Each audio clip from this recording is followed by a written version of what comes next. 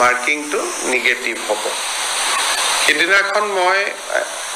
ফেচবুকত কৈছিলোঁ তাৰপিছত আপোনালোকে বহুতে প্ৰচাৰো কৰিছে এইবাৰৰ যিটো পৰীক্ষা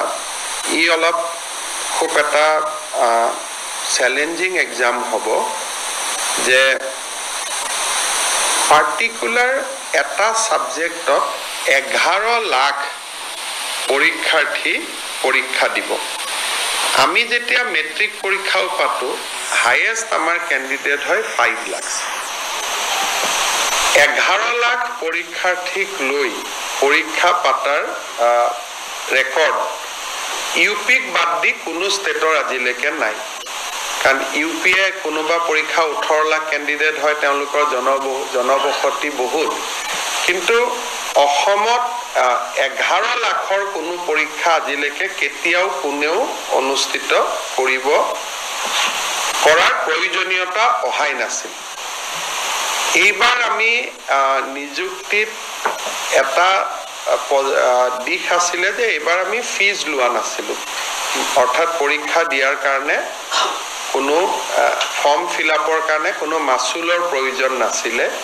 সেই কাৰণে নাম্বাৰটো বাঢ়িলে দ্বিতীয়তে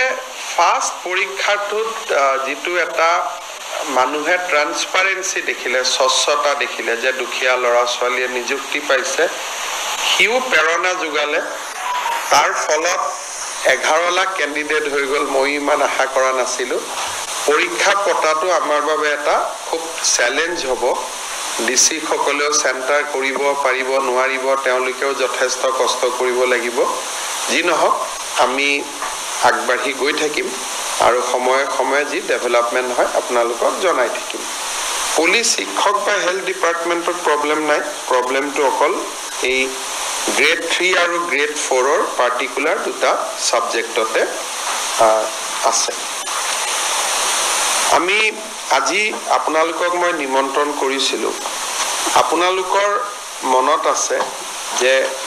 2021 চনত মই যেতিয়া প্ৰথম মুখ্যমন্ত্ৰীৰ দায়িত্ব লৈছিলো সেই সময়তে ঠিক 10 মেত মই দায়িত্ব লৈছিলো আৰু তাৰ এসপ্তাহৰ ভিতৰতে এসডিজি গোলৰ ইনডেক্সখন প্ৰকাশ পাইছিল আৰু সংবাদ মাধ্যমে এক প্ৰকাৰ ক'ব গলে প্ৰথম